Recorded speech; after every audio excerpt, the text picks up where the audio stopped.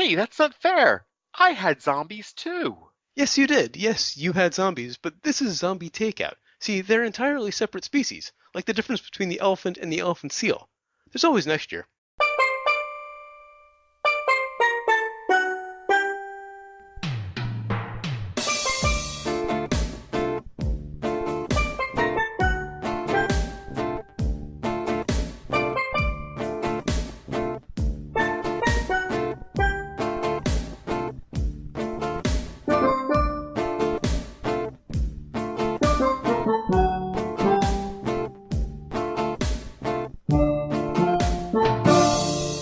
What's up? Welcome to episode 240 of Zombie Takeout, Zombie takeout. the B-movie and cult movie podcast. I'm Uncle John, And I'm Scotto. and yes, we're back. Glad to be back. Quick explanation. I had a bit of a stomach bug that, in addition to all of the usual stuff that comes with a stomach bug, also caused me to have the hiccups for 5 or 6 days on end, which is way worse than it sounds. I think you should just be more careful with your platypus. And so, I mean, even though I haven't hiccuped more than a few times since the Monday before last, we're recording this on a Wednesday night, and every one of them scared the fuck out of me. My voice was shot last week. I mean, I sound a little rough now, but I was practically lurch last week, so I couldn't. As I like to call it, the curse of Tuesday. Yes. Anyway, before we get to this week's movie, on to some news. 2 stories, one very short. First story from AV Club. Matthew Vaughn tapped for Flash Gordon reboot. Matthew Vaughn is currently in talks with Fox to helm a remake of the King Comics space opera originally published as a comic strip in 1934. The script for the newest iteration, written by J.D. Payne and Patrick McKay, will not stray far from the roots of the original comic strip. So this is the one that Sam Jones, who from the 1980 version, is going to have a part in. I really wasn't interested until now.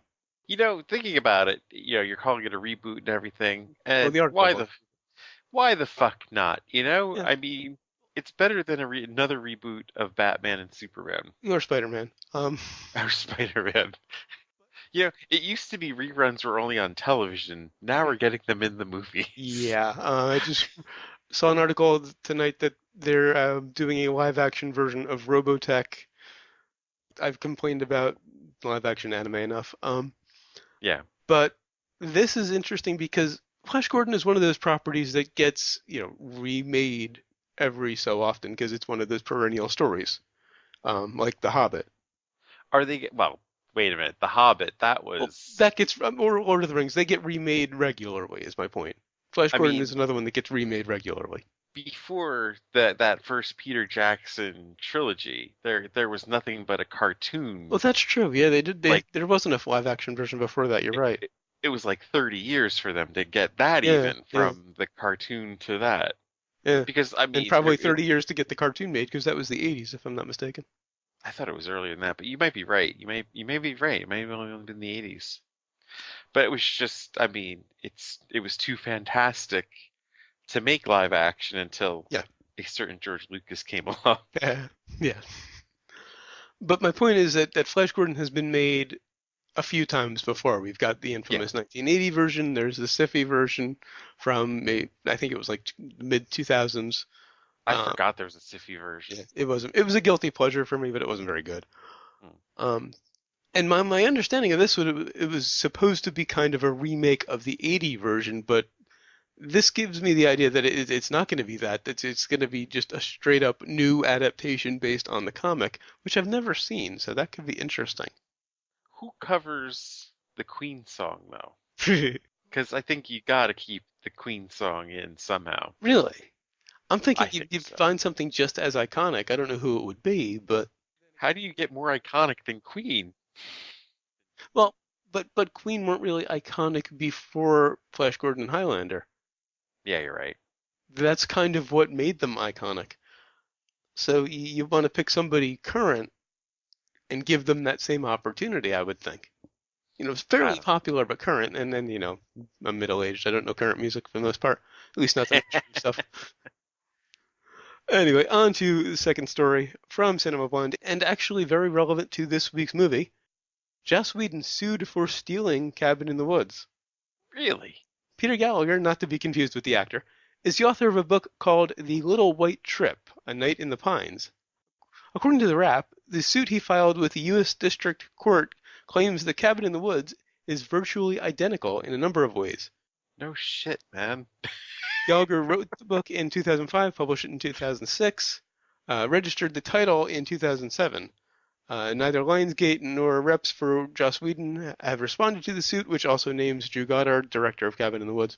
What's this, Howard Stern? I invented the movie with the cabin in the woods, Robin. Yeah, he claims even like down to characters and plot and everything. It's Characters are archetypes. yeah, that's kind of the The point of the fuck? story, but which we'll get to. But yeah, That's ridiculous. and it's Raimi could sue.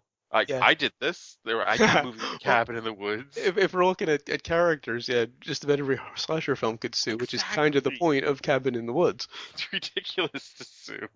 I suspect it's also the turning the whole thing on its head and the whole, the original part of Cabin in the Woods that Gallagher also apparently came up with. I suspect it was, they both came up with the same idea separately. I would be very surprised if Whedon, who is known for being very original, stole anything. Yeah. Then again, Goddard, who also co-wrote it, wrote Cloverfield, which wasn't exactly original. But that Well, was a deliberate attempt to remake Godzilla without the name. any like giant monster destroys, town. It's No, they were deliberately trying to do a Godzilla, but not in name only. yeah, Because they couldn't get the rights to the name, but they wanted to do a Godzilla film. right. It'll be interesting to see where that goes. And speaking of which, on to this week's movie, which is from 2012, Cabin in the Woods. And of course, that leads us to the impromptu plot summary, sponsored by Monsters. They're the most interesting people. And also brought to you by Ritual Sacrifice. It takes all kinds. Actually, So, it takes 5 very specific kinds. I think so, at least. Well, that's I guess in the U.S. version, because I Yeah, don't think they have those in the right. International, internationally. it was their folk tales, yeah. All right, so we begin unexpectedly in some sort of laboratory setting, or in military industrial complex Yeah. sort of thing, and it just these two office workers, or technicians or lab guys talking a bit about their personal life, and It then may they as get well have to been a scene from The Office. right, and then they just after the credits uh they break to like the college students who are about to go away on the trip in the woods, man, and they bounce back and forth between the two, and then you realize that very quickly that there is a connection between the two. That Not all that quickly, actually. well, they as soon as they leave, they start saying, the nest is empty, True. and so okay, wait a minute, they aren't just jerking us around with these lab guys. That there's actually something going on here. The college students, well, they make it apparent that there's some sort of setup here with these college students and what they're going to do, but it's not entirely clear immediately what it is they have in mind for them. The lab guys, though, that's really where the plot goes on, and you don't realize that is the plot of the movie Hmm. until you're pretty deep into it. Yeah. They're talking about things, you think they're just talking nonsense, but when the plot comes together and you go back and listen to what they're talking about, like what I did, because I watched this movie weeks ago. We were ready Right. to go for the first time. And you rewatched it recently? I rewatched most of it. Okay. Like there were key parts that I knew I had to go back and watch and pick out stuff anyway. I saw it And back in 2012 and just watched it again today, and it's definitely interesting the second time around. yes, yes, when you know where it's going, it's even more interesting because things just make more sense. They're talking about what's going on in other offices. You think it's just small talk, what the Japanese and the Swedes are doing and them tanking and whatnot. And it's not until later in the movie that you realize that that has some significance, that Well, the Japanese still have yet to go at this point at the beginning of the movie. And it leads to a great scene with the Japanese. Yes, yes, it does. So really, I don't know how much should I give away. I think, okay, we're just gonna say now full on spoilers this time. Full on spoilers. We You know what? can't talk around the ending of this movie. You're right because, and even if we do spoil the actual plot, there's so much more to this movie than the plot anyway. Yeah. And The last half hour of the movie we will spoil, but it's still worth the ride, even if of you know exactly course, what's gonna come. and if you have not seen this and you're willing to listen to our spoilers, you'll want to see this, I think, when we're done Yeah, describing definitely. this to you. Um, so yeah, the deal is that the lab people are engineering a ritual sacrifice of the five archetypical uh, young members of the generation, That next you see in generation. every horror film, Yes, specifically, and I'm quoting the movie here: the virgin, the whore, the fool, the athlete, and the scholar. and the deal is, in other countries, of course, they get a shot to appease this demon or god Mm. to The keep old them ones, below. very Yes, the Lovecraft with the naming there. right, to keep them beneath the earth, to keep the rest of mankind safe from their terror. So other countries get a shot at it, and as they're coming into this, several other countries have failed. There's a few that are still yet to go, and if no one gets it, something bad is going to happen. That's at least what they're as you're going in, that there's a bit of Hmm. nervousness that they're not going to do it. Well, old ones waking up is generally a bad thing.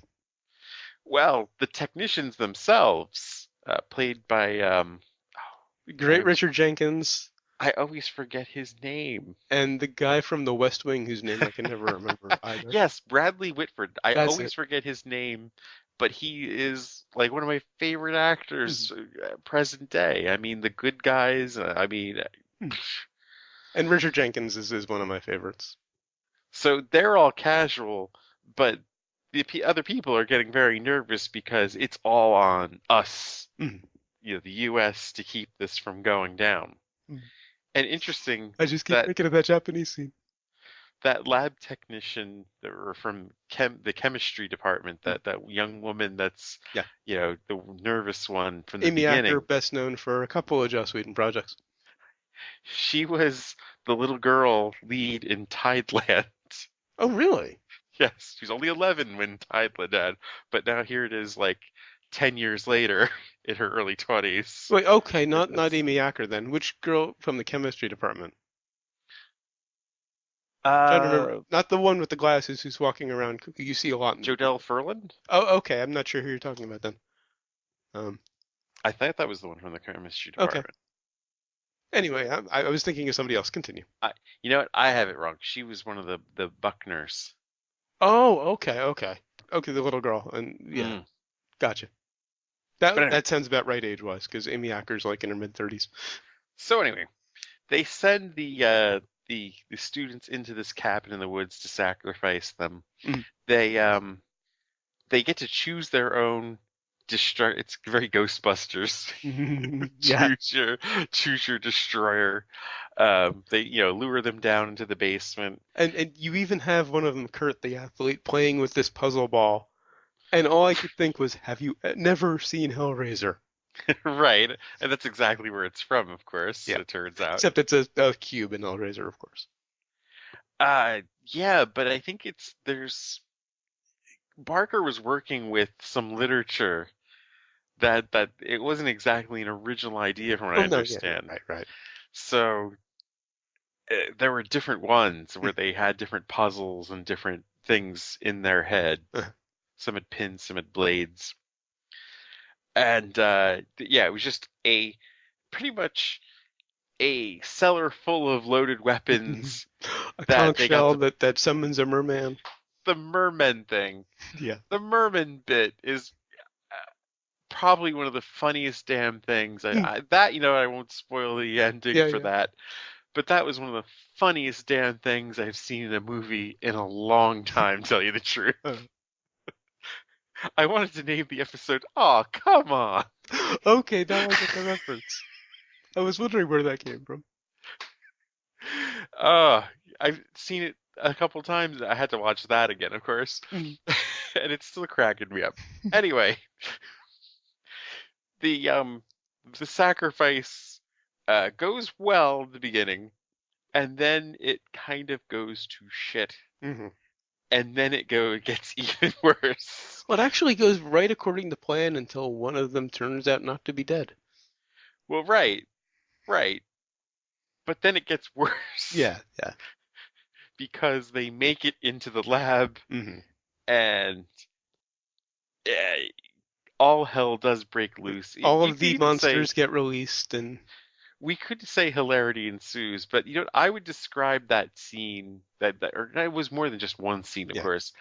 I'm torn between a insane blazing saddles, Yeah, like one of the episode's titles I thought of was Troma's Blazing yeah. Saddles, where they're doing the French mistake, and it's just all of these different Hollywood things. Only it is different horror Right. uh, the creatures. Every monster imaginable. Just to jump into some very early trivia, about 1,000 people were hired to play 60 different kinds of monsters. I read on IMDb that there's a flying purple people eater Yes.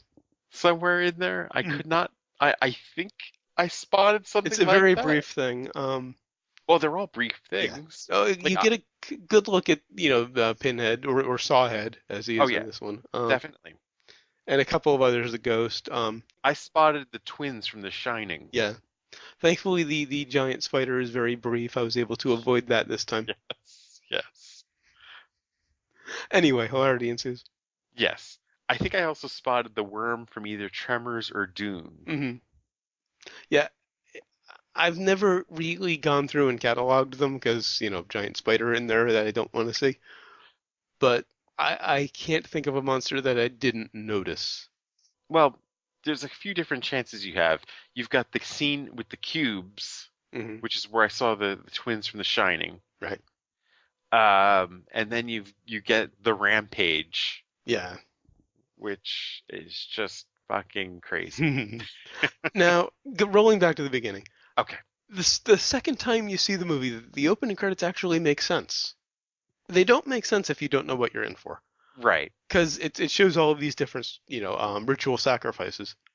Yes, yes. You're not really sure what any of that means. You think they're just showing her scenes of horror. Yeah, yeah. You think it's just generic horror. But when you come to see it the second time around, you're like, hey, they're all sacrifices. And I absolutely love the head fake at the beginning, Oh yeah. because they put it in there to deliberately make people think they walked into the wrong movie. And of course, again, Richard Jenkins, one of my favorites, so great to see him in there.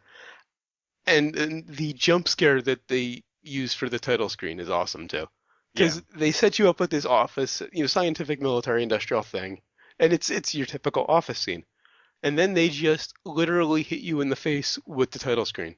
Yeah. They actually use it as a jump scare, and this is such a perfect take on the kids in the woods movie that the beginning actually reminded me a lot of Thanksgiving. I can see where you get that. Granted, Definitely. I watch Thanksgiving every year. You probably haven't seen it since we reviewed it. No, no, I have not. So, it's gonna jump to my mind faster. But like to the point where I heard the music, because it's that cliche scene of, the kids on spring break all getting together in the truck to go to the cabin. It's a perfect reproduction of that. Now there is a bit of a problem with the movie. What's that? It takes forever to set up. You know, I did not notice until I looked at the IMDb. The first kill does not happen until 44 minutes in. Actually, okay, 24 minutes we get confirmation that the kids are being watched. Yeah. 41 minutes we see the first monster. That's when the first Buckner comes out of the ground. Normally, I would be the first to complain about that, Yes, I'm kind of surprised that you aren't. but I think they pack the first 44 in with enough bizarre shit. Actually, the Buckners don't attack until 55 minutes in. Halfway You're through the right. movie, we finally get a death. Oh, I think there's two things. They put enough in the front half to keep us interested. I mean, enough jokes. It is a brilliant deconstruction of the genre. Because Scream is always talked about, about how it nods to the genre and calls things out. This does it 10 times better. I mean, there are a lot of funny things in the first half. Oh, yeah. The Harbinger. I mean, the bong. Mhm. I mean, there's a Harbinger on number. line 2. I just love that line. Yes. And then the gag with putting him on speakerphone. Yeah, I mean, Yeah. so there's that going on, and then they more than make up for it at the end. Mm. There's plenty of movies Oh, that they take forever to set up, and then they go nowhere or no. give us very little towards the end. You're kind of like, oh, I waited a long time for that. This, you can't complain. There's not enough gore in this movie. Because that first hour, even though there are no deaths, it's still very entertaining. Yeah, And when it does pay off in that last 45 minutes, half hour, it really pays off. right. I mean, for a mainstream movie to have that much violence in it, it's and gore, Uh-huh. that you don't see that very often. No, no. And okay, just trying to remember what exactly was in the basement. They go into the basement and there are all these different things that can trigger different monsters. Right, I had to go back. That was one of the scenes I definitely had to go back today and take a look at. Because the whole thing is they have to, pick their own method of demise. And there's a conch shell that triggers the merman, The Merman, we figured that out. the puzzle Uh, ball that triggers Sawhead, a book the, with some Latin that triggers the not just zombies, they're the zombie redneck torture family. I think the musical box summons the crazy The ballerina, right? worm-faced ballerina, Right. which at first I was like, what does the music box do? And what would summon Kevin? It's been too long since I've seen Sin City. I'm surprised you caught that, because have you seen Sin City? No. Kevin is Elijah Wood's character in Sin City, which is what that was a reference to. Oh, I thought somebody was saying that it was like a Best Buy employee. No, it's a reference to Elijah Wood's character in Sin City, who's a serial Uh, killer. okay. I'm wondering about the film strips that Marty sees. They said something about a Best Buy employee that dismembers people. I'm thinking that's what that is. Maybe. Because he walks in, he turns around, and everybody's looking at all these different things that were set there to attract them. He turns around and sees this row of film strips, and I just wonder what monster would be attracted by film strips. There's a necklace, there's a wedding Yeah, dress. yeah. Like, what the fuck do these, I mean, Well, I what mean, do these things there's summon? 60 different kinds of monsters, so I imagine like the fortune teller machine would do the clown. yeah, I could be yes, wrong. I, makes sense. who knows? There's so much.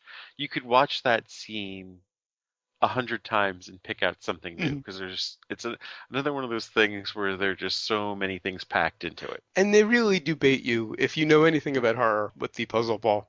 Oh, of course. Because even knowing what comes, I'm still thinking, put it down. Hellraiser. But they pick the book with the Latin in it, and this raises the redneck zombie torture family. Zombies who use tools. Yes. Well, he said they're a different species. They're not regular zombies. Right. Although, what kind of zombie throws away a perfectly edible head? Looks like someone threw away a perfectly good white boy. They attack, and the athlete makes it back to the house after the Jules the whore gets killed, and he's saying we got to get out of here, and there's a knock at the door, and they open it, and the zombie just tosses them her head, just to give them confirmation, yes, she was killed. Well, oh yeah, the head would have the best part, the Yeah. brains. I mean, they could be flesh-eating zombies, but they're still flesh on the head. You'd think they would eat it instead of just throwing it at them. The brains are supposed to be the best part, Well, right? it depends on the zombie. No, really? Mm. You're saying different zombies have different tastes. Well, yeah, there are flesh-eating zombies and brain-eating zombies. I just Two different assumed the types. brain was the best flesh. There are two different types of zombies. Oh. I did get a kick though out of it when Marty's starting to figure things out because Marty the Fool is a complete stoner. Right. Incidentally, the coffee cup bong cost $5,000 to put together, and it was fully functional. Yeah, how have they not sold those in Because stores? they cost $5,000 to put together.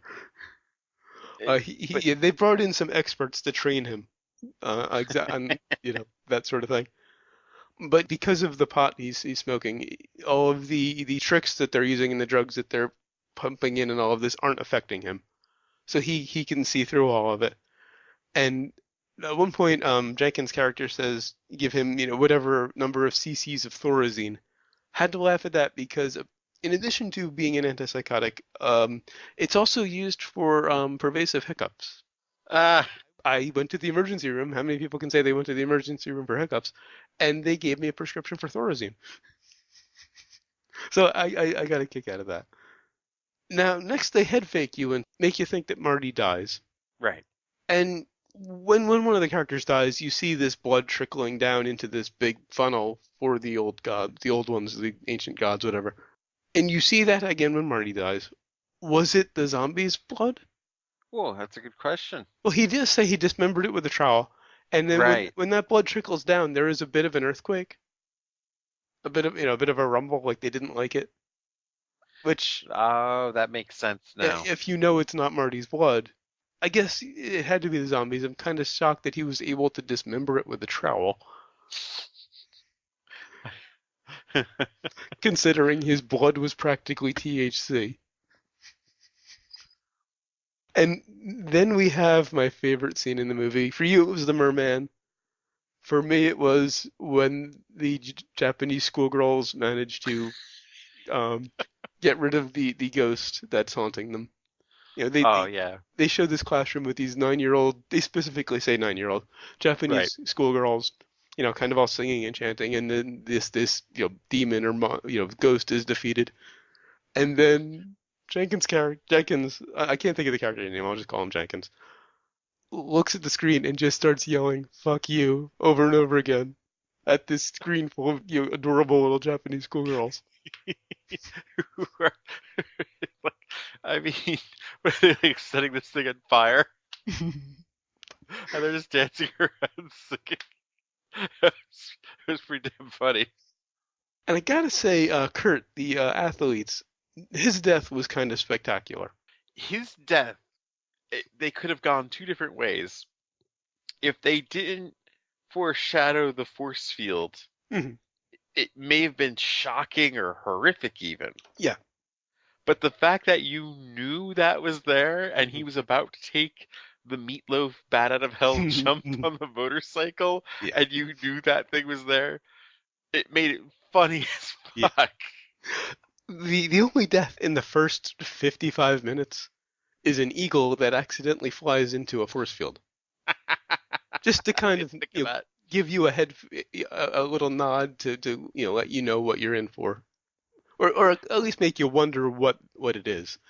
Well, because the first thing, you know, nobody would make a tunnel just Mhm. going to the middle of nowhere like Right. that. Yeah. I mean, So I always think that when I'm driving through like western Pennsylvania and you have all of these giant ass tunnels going through the mountains, you're like, holy shit, this must have been a ball buster to make. yeah.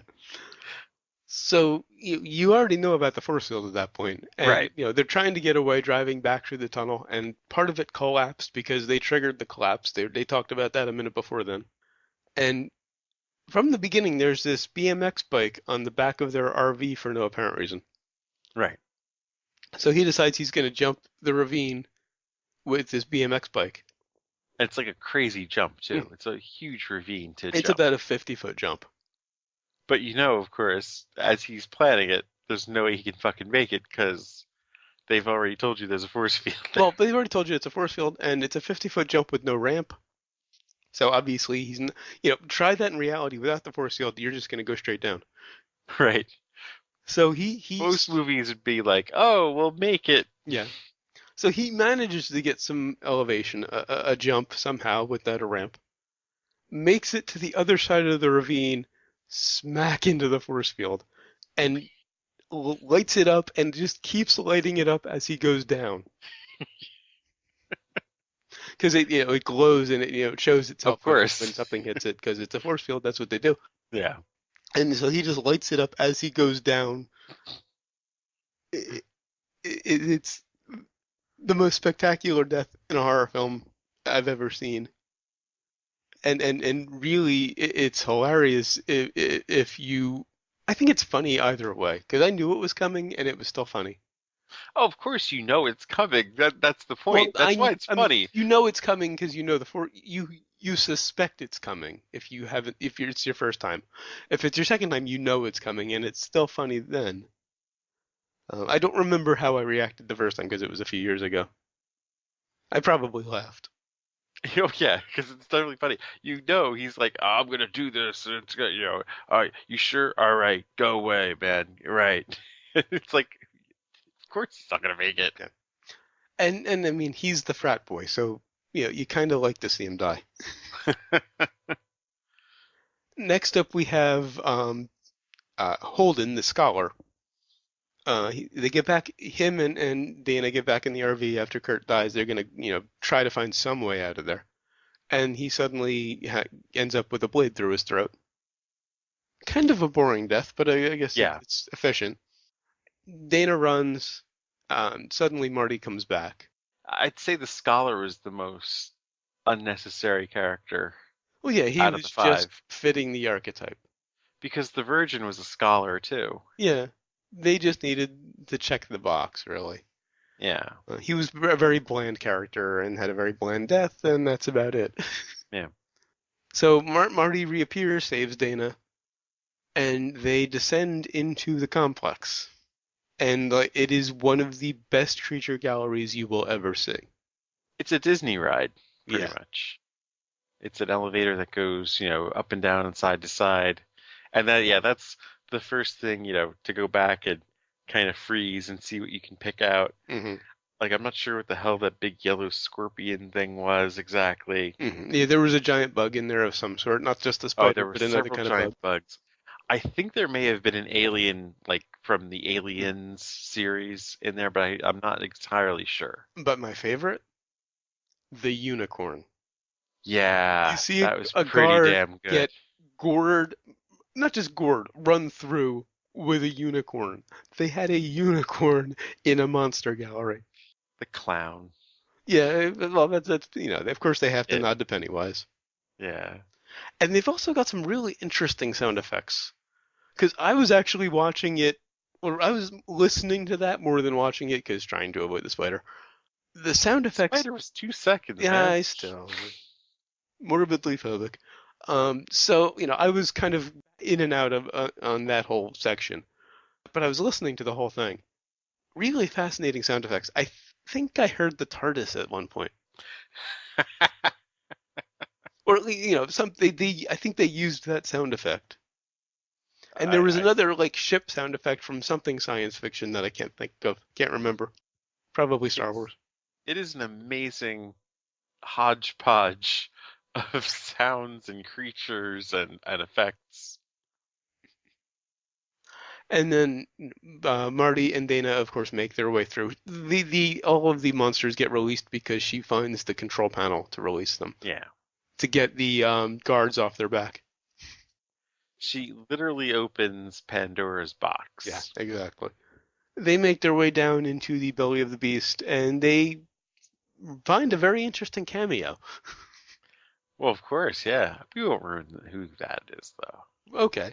Um, and this cameo is basically Basil exposition. But yeah, she lays out the what they've done and what they can do and what it means if they don't. Yeah. Basically, she has to kill Marty to keep the old gods asleep. And she ultimately decides not to do it. Which is a very interesting way to go with it, I thought. Definitely. I mean, it's kind of, I think the whole point to the movie, was that do you keep a system alive Yeah, just because it's what's been done, even though if it's at the expense of the the younger entire generation? planet. Yeah. That can be applied to so many different things. Yeah, I get the point. As I have in my notes, I think she should have killed him, but I'm glad that she didn't because it fosters debate. Yeah. Yeah, put me in that situation, he's dead. Because we're talking about, the good of the many. But, if she chooses not to, she decides she's going to kill the entire human race. Well, maybe not necessarily kill, but well, not everybody. Basil Exposition said the entire human race will die a slow, painful death unless Marty gets killed. I mean, if Basil Exposition is to be believed. Right. I think it just more started a war. Judging how the military did against the creatures there Mhm. Well, the last shot is of a giant hand coming coming out out. of the Yeah. ground and smashing the cabin. And it is a hand the size of the cabin, if not larger. So this is what they're up against. I don't think the military can handle it. And it's assumed that there are multiple because they say the ancient ones. So there are multiple ancient ones who are all, enormous. I think that was my only disappointment with the movie was that that they didn't kill enough of the monsters, you know? Mm. Like it was more of a one-sided rampage. I would have liked to have seen more of just a complete battle. You wanted to see an actual war go down. Yes. The movie was already just shy of 2 hours. That would have added a half hour to it. You think so? I mean, it just would To have really added do it justice. I think you could have just had a few more scenes of them kicking some a monster ass here and Okay, there. yeah, all right. You know, maybe like somebody dismembering, Pennywise or something. Mhm. You know? Incidentally, this is one of two movies starring Chris Hemsworth that were released before he became famous, or that were made before he became famous and released afterward. I mean, this and Red Dawn. It was originally slated for release in 2010, but then was put on hold for a number of reasons, mostly financial difficulties with the studio. It wasn't released till 2012. By that point, he'd already become well known. Thor. Well, actually, it was just before that, I think. No, it was Thor, the original Thor movie, because it came out the same year as Avengers. Yeah. So he was known as Thor by the time this and Red Dawn came out. Also, much of Drew Goddard's inspiration from the movie came from his upbringing in Los Alamos, which is, loaded with, scientists in the military-industrial complex and all of that. I think it was interesting what he was saying about they're so blasé, but they're working on devices that can destroy the entire planet. Yeah, yeah. Nuclear warheads. Right. It's the seat of a lot of the nuclear industry, and there's a lot of testing that's done there. So yeah. All right, I'm done with my notes. I am as well. Obviously, no sequel, and I don't think this is getting a remake for a while. I don't understand why he'd be so against doing a sequel to this of us going up against the ancient ones. Oh, I never thought about this. See, to my mind, it's a slaughter. We have no chance, but that could be an interesting movie. Yeah, of course it would. That's what The effects would you be know. impressive. Fantastic special effects, a great underdog story. I mean, what more could you ask for? But yeah, when he was asked that, he was like, "Did you see the end?" Of course, they'd have to bring Marty back, and he would be the one who came up with the master stroke that ended that won it for our side. Yeah, All right, on to brains. on the brains. I really like the movie. It's just that beginning. It takes so long to set up and get to the action. I'm going for. This was a necessary setup, though, I think. I can't imagine this movie without it, honestly. Hmm. I mean, they need to establish each of the characters. They need to get them into the cabin and of course the office workers Well, that are the office behind them. workers are the important part because the kids are Right. archetypes that you could set up in 5 minutes. Yeah, I think they spend more time on the office workers And like you than the see, the kids office anyway. workers, that's the real story, and that's the fun part. The kids, yeah, they introduce each one. They give very brief backstory. They give Marty's view of the world, which is actually That's very quite important. relevant Yeah, sure. when you put in the whole thing together. And then them getting to Mhm. getting to the cabin Yeah. to make the sacrifice, and then from there on, it's but I can't imagine that without the setup. I can't imagine them just arriving Yeah, in the cabin. fair enough. So this is an easy five. All right. I mean, come on. Anytime someone does the Blazing Saddles chaos scene with something different like this, Uh, you gotta love it. I'd watch this again now. All right, what have we learned? Do not read the Latin, but if you do, someone's gonna kick your ass anyway. And I learned that the cleanup on Merman is a nightmare. All right, so until next time when we'll be reviewing Polyester as requested by Danny. I don't know if that's Danny Meeks or another Danny. Let us know if it is Danny Meeks. Sure. I did find it on Amazon, so we will be able to get copies because you were a bit concerned about that. Yeah, I forgot if I had it so long ago. They're Amazon working this out. Instant has it, so either way we're Okay. good. All right. Until then, go to zombietakeout.com, check out the album art, the episode description, of course, the episode itself, which you're already listening to. Links to find us on Facebook, Twitter, Google+, and YouTube. Links to subscribe via RSS and iTunes. Please leave us a rating and a review on iTunes. We really appreciate it. And if you enjoy the show, spread the word. Give us a little word of mouth. Tell some people about us. You also find the movie list, every movie we reviewed so far, and every movie we're going to review, up through Legend. I think it's 2 or 3 after the request series. Oh, by the way, this was requested by Matt Goranson. Forgot to mention that at the top of the show. Oh, cool. Cabin in the Woods was. You also find the request form. If you've got a movie you'd like to hear us review, leave it on the request form. And, of course, the recommendations list. I was pretty sure this was going to make the rec list, especially by the time it got to the ending. It's our first one since Mother's Milk, I think. Yeah. Actually, probably only our second or third this year. Yeah, we haven't had many we've Yeah. felt this strongly about. You can also email us, zombietakeout@gmail.com, or leave us a voicemail at 414-368-CTO1, or for the alphanumerically challenged, You can hiccup yourself. or get run through by a unicorn. 414-368-9861. Always remember that you will always be calling from the middle of Milwaukee, and of course, always remember, never forget, wherever you go in life, there you are. That's what I have to say.